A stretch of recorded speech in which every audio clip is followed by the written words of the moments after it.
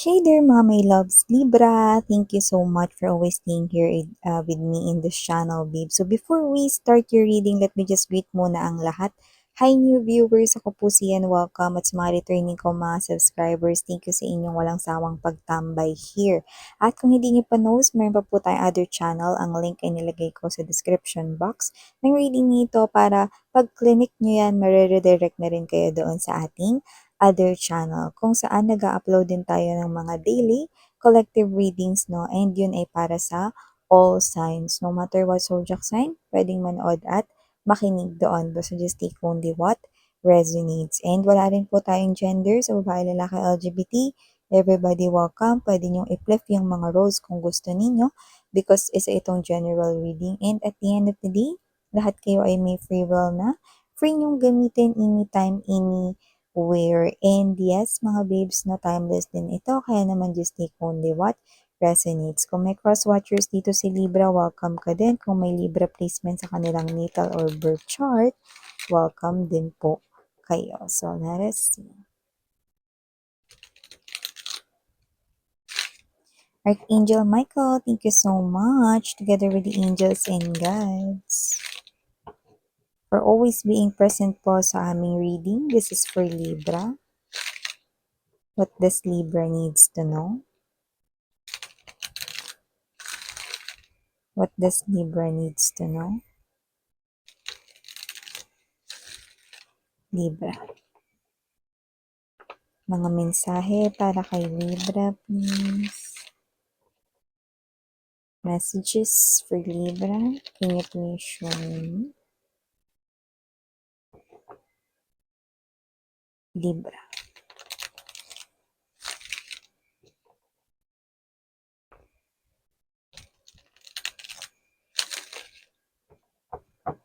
Okay, so let us see, Libra, ano yung mga messages here for you guys na makikita sa inyong energies. So we have here, guys, the Three of Swords energy. Meron ka rin dito, Libra, King of Wands. We also have here Knight of Coins, Eight of Cups, Three of Coins, Two of Swords, and bottom of the deck, Magician energy, Nine of Wands, and the Tower energy.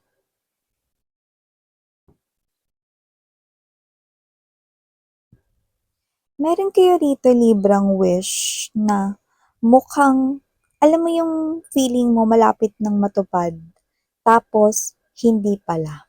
Yan. So, maaaring masakit or unfortunate na bagay yun sa inyo at maaaring makapagpalungkot yun sa inyo kasi parang kayo to eh. Wish kasi yun eh, no? So, ibig sabihin parang you dreamed na magkaroon nun, ma-receive yun, or mangyari yun, ganun, no? You dreamed, hoped, and wished for na yun ay inyo ritong makuha or ma-manifest sa inyong life. Pero mukhang akala mo, ayun na yun, mangyayari na, mapapasa'yo na, mapapasa kamay nyo na, ano man yung bagay na yun, like, you feel like you're too close, no? Doon, sa pagkuha nun, pag-achieve nun, no? Pero, hindi mangyayari or hindi nangyari. Ay, ano ba naman yun, Miss Yan? Bakit ganun? Yan, no? Kasi mga babes, no, with the Tower card energy, this is a very big message here, no? Kasi the Tower is a major arcana and the universe is making pakialam dito kung bakit hindi matutupad yung wish mo na yan. Bakit ko? Kasi meron ditong something better or someone better. Mas maganda, mas bongga, no? At mas magiging maligaya ka at mas masaya ka pag na-receive mo to instead or kumpara doon sa bagay na hinihiling mo talaga. Yan, no? Kumbaga yung hinihiling mo mga mahal, no, is version 1.0, okay? Pero yung ibibigay sa iyo ni universe kaya hindi natuloy dito ang pagtupad ng iyong wish is ang ibibigay pala sa iyo is version 2.0. See? Mas upgraded, mas maganda, mas pinabongga, at mas magiging happy ka. You know? 'Di ba? So, ibig sabihin mga babes, no, malaki yung dahilan kung bakit hinarang ni universe, no, ang ah, pagporma or pag-form ng manifestation na yan, no, na gusto mo sa life mo dahil gusto ka nilang bigyan ng mas grandiosa or mas grandioso, no? Yung hinihiling mo na tao, love life, or whatever, no, is hindi siya pala yung napunta sa'yo dahil meron pang mas magpapaligaya pala sa'yo. Mas deserving, no? At mas magiging happy ka. Siyempre, dun tayo sa mas happy ka, 'di ba? Yung iba naman maaaring hindi ibinigay sa'yo yung trabahong gusto mo kasi may trabaho pala or pagkakakitaan, puwedeng negosyo or trabaho, career, job, 'no, na mas bagay at mas makikinabang ka rito, mas makakaipon ka rito, mas maganda ito para, 'no, sa inyo, 'no, kumpara dun sa talagang hinihiling ninyo. Iba naman, 'no, maaaring meron kayo ditong bahay or lupa na tinitingnan, kukunin niyo na sana, bibili niyo na sana, tapos boom! Hindi pala yun binigay sa inyo kasi meron pa palang mas maganda na lokasyon, mas convenient for you guys at may mga mas maraming benefits pa pala. See, ibig sabihin hindi binibigay sa inyo rito yung gusto ninyo hinarangan dahil gustong ibigay sa inyo yung mas pinasaya, mas pinadoble at mas pinabonggang gift or present sa inyo ni universe at yung iba bongga, kasi ngayon niyo yan mare-receive na December 2024.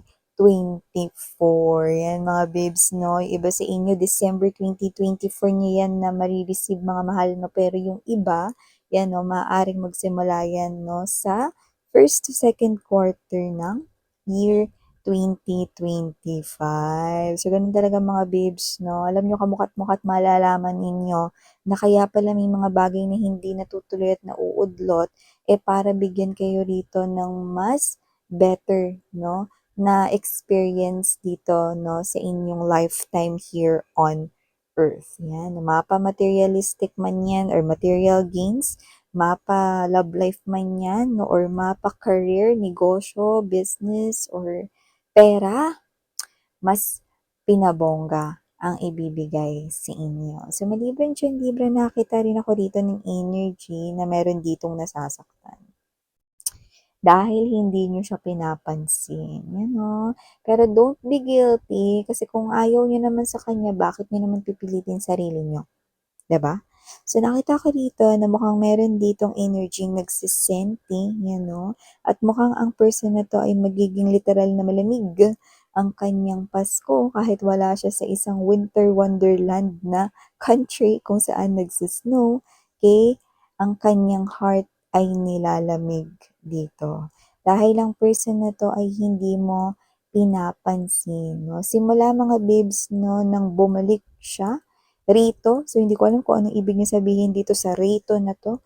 Kung bumalik ba siya dahil, kapitbahay niyo siya 'no, tapos nagkaroon kayo ng history 'no, tapos nandiyan na siya ngayon dahil ba magpapasko or whatever 'no, hindi mo pa rin siya pinapansin kahit nandiyan na siya 'no, or parang kahit siya ito na puwedeng hindi naman talaga as in lumipat ng ibang lugar 'no, puwedeng hindi mo pa rin siya pinapansin dito. Kahit na ito siya na nagbabalik loob sa inyo. Kung sino man siya, may energy na posibleng meron kayong legendary history. Pero kung sino man siya, no, doesn't have to be na siya ay naka-in relationship mo. Pwede rin naman mga babes na nakasamaan mo rito ng loob. Kasi parang nakikipag-communicate na siya sa'yo, no? Nakikipag-usap na siya sa'yo, no? Pero parang ikaw 'to na, okay lang miss yan, usap lang." Pero yung papaniwalaan ko yung sasabihin niya, parang, "Wag yan iyong hingin sa'kin." You know? Tama nga naman, kasi kung ayaw mo naman siya pakinggan o ayaw mo rin naman na parang i-accept, 'no, yung kanya ritong sinasabi, 'no, kasi hindi mo siya mapagkatiwalaan, then don't be guilty, okey lang 'yan, 'di ba? So, nakikita ko dito na parang sinasabi niya hindi naman kasi siya kawalan miss, eh. Okay, mahal, 'no? So, nakikita ko dito na parang kayo 'to na, "Shiro, ayaw kong kausap 'yan, miss 'yan, okey. Bahala siya." Gano'n. So, nakita ko dito na kung sino man siya, posibleng nagpapapansin na ito sa inyo ngayon at kung hindi pa, maaaring magpapansin na 'to sa inyo mamaya lang. 'Yan, yung iba mamaya lang 'to, 'no? Yung iba naman sa mga susunod na araw at linggo. ano. Kasi nalulungkot siya rito, eh, 'no. Pero aminin ko sa inyo hindi siya nabo-bored, nalulungkot talaga siya rito 'no. Pero tingin ko meron 'tong nagawa sa inyo because the presence of Three of Swords ay nandito. Kasi nabanggit natin ang kawalan ng tiwala, so posibleng nanggoyo ito sa inyo, okey? Or may ginawang something sneaky, harap-harapan, yes, sa inyo. So, maliban diyan, Libra, nakita rin po tayo dito ng energy. Iba sa inyo meron ditong mataas yung rango or yan, nabanggit ko yung rango. So, yung iba siguro sa inyo rito nasa public ano kayo 'no, government nagtatrabaho, mga ganyan, public servant kayo, nasa public service. Yung iba nakuha natin dito puwedeng policeman or, what's this, may military background. Merong mataas yung rango sa inyo na may gusto sa inyo. Kung kayo ay sundalo or policeman rito na nakikinig at nanonood 'no. So yung iba naman mga babes 'no, para sa ating general message 'no, kung hindi naman kayo rito public servant at hindi kayo rito may background ng police or military or sundalo kind of thing 'no, meron sa trabaho ninyo na posibleng boss, manager or supervisor ninyo, ang nagkakaroon ng pagtingin sa inyo. Pero magaling po siyang magtago, okey? Pero kung ang tanong ninyo is kung ire-reveal niya ba ang pagkagusto niya sa inyo rito 'no, ire-reveal niya sa inyo, okey? Pero kapag nalaman niya na kung single kayo, 'yan. Okay. Eh, paano miss 'yan kung hindi niya alam na may boyfriend, girlfriend ako, ire-reveal niya pa rin ba? Kung gano'n man ang sitwasyon 'pag nalaman niya kasi medyo may pagka-ano yung energy niya 'no, hindi kasi siya yung klase ng energy na ano, eh, mada-mada 'no or nagmamadali at hindi rin siya yung klase ng energy rito na parang magaslaw kung gumalaw. Kaya kung sino man siya, tingin ko itatago niya na lang yung kanya ritong pagtingin or pagkagusto sa'yo kung sakali man na may boyfriend, girlfriend, or may asawa ka na. Hindi niya na yan i-reveal mga babes. Pero para dun sa mga single na kayo yung nagugustuhan nitong high rank or may mataas na posisyon rito compared sa inyo, then i-reveal niya po yan sa inyo na gusto niya kayo pag nalaman niya na kung single kayo. Ayan. So, maliban diyan, Libra, nakita rin po tayo dito ng energy na meron akong nakikita rito na posibleng hindi mo alam pero nandoon ka sa isang crossroad kung pagbibigyan mo ba siya rito sa kanyang pabor na hihingin sa'yo or hindi. So, maaaring meron ditong lumapit sa'yo, Libra, at humingi ng pabor, tulong, kung saan posibleng hindi ka kagad makaka-oo at hindi ka rin naman agad-agad makaka-hindi.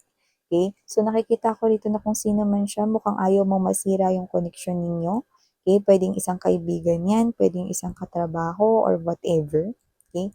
Pero nakita ko rito na kung sino man 'yan, hindi ka muna makakapagbigay sa kanya ng sagot patungkol sa kanyang hihingin ritong pabor sa inyo. Maaaring humingi ka rito ng panahon upang makapag-isip bago ka magsagot 'no, kung 'yan ba ay go or not. 'Yan 'no, or kung 'yan ba ay yes or no, 'yan. So, maaaring yung hingi niya kasi ritong pabor sa inyo 'no is parang hindi madaling gawin, 'yan.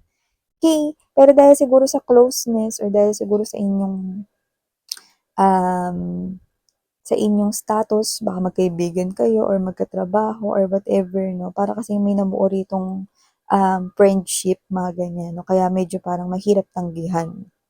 Okay. So, maliban diyan, Libra, nakakita din po tayo dito ng energy kung saan posibleng meron ka, di ko alam kung anong klaseng fear ang meron ka, pero posibleng ma-conquer mo na yan ngayon. Kung hindi ngayong December, posibleng January yan. Nakita ko rito na posibleng may sitwasyon dito kung saan hindi mo inaasahan na sa pupuntahan mo ay makaka-encounter ka ng situation or circumstances na involving dun sa takot mo, like fear. Ano-ano ba yung mga fear? Fear of heights 'no, yung fear of, parang claustrophobic 'no, yung sa mga maliliit or masisikip na lugar, yung mga gano'n. Iba-iba, iba-iba yung fear, okey? Bahala kayo mag-categorize kung anong klaseng fear 'yan mga babes 'no. Nakikita ko rito na posible talaga dahil fear mo nga 'yan 'no, makakaramdam ka ng mabilis at kaba 'no, na tibok ng iyong puso, okey? And at the same time, nakikita ko rito na kung ano man klaseng fear yan. Ang kagandahan dito, at the end of the day, sa araw din na yan, no, mako-conquer mo yan. Yan. Kasi parang ang getchings ko dito, no choice ka kundi gawin yun. Or no choice ka kundi lampasan yun. You know, kunwari, takot ka sa mga madidilim na lugar or whatever, pero yun lang yung tanging daanan. You know? Tapos nagkataon lobat ka pa, wala ka pang ano, no, flashlight sa yung phone, no? May mga ganyan. So, parang ganun. May ganung klase ng energy. Example ko lang yung mga mahal na, but it could be anything Libra. Okay? So, yan, ito yung mga mensahe na kuha ko here for you guys. Thank you so much oras mo. And again, I'm Yan. Sarang Hiyo, Love in Light. Ano